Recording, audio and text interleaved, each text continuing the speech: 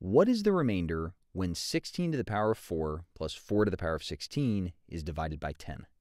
Well, first things first, this is a big number, right? In fact, it's so big that it would be pointless to try to start punching this out in your GRE calculator because your GRE calculator does not have an exponent button.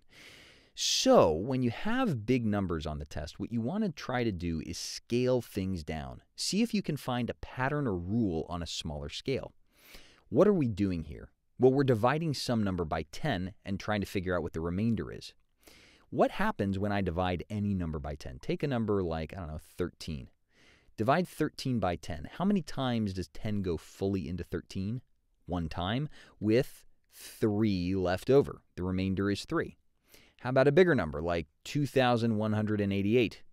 When I divide that by 10, I have a remainder of 8. Oh, I see the pattern here. Whatever the units digit is, that's going to be the remainder. So all I have to do, quote unquote, and make it sound easy, right, is find what the units digits of these two numbers are, and then add those together to figure out what the units digit of this big number is. And that will be the remainder when the number is divided by 10. Well, is there a pattern there? As it so happens, there is. Let's look at 16, and we'll start with 16 to the power of 1. 16 to the power of 1 is 16. 16 to the power of 2 is some number that ends with a 6. How did I know that? Well, it's going to be a 6 times a 6, right? So it ends in a 6. And if I keep multiplying by 16, right, 16 to the power of 3 ends in a 6, 16 to the power of 4 ends in a 6, and on and on and on, every number ends with a 6. So the units digit of 16 to the power of 4, I don't know what that whole number is, but I do know that it ends with a 6. Let's do the same thing for 4. 4 to the power of 1 ends with a 4. 4 to the power of 2 is 16.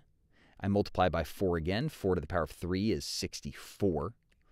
Ends with a 4, 6, 4, 6, 4, 6. It alternates. And by the way, you don't need to know, 4 to the power of 3 right off the top of your head. You can see that if you're multiplying by 4, it's just going to alternate like this.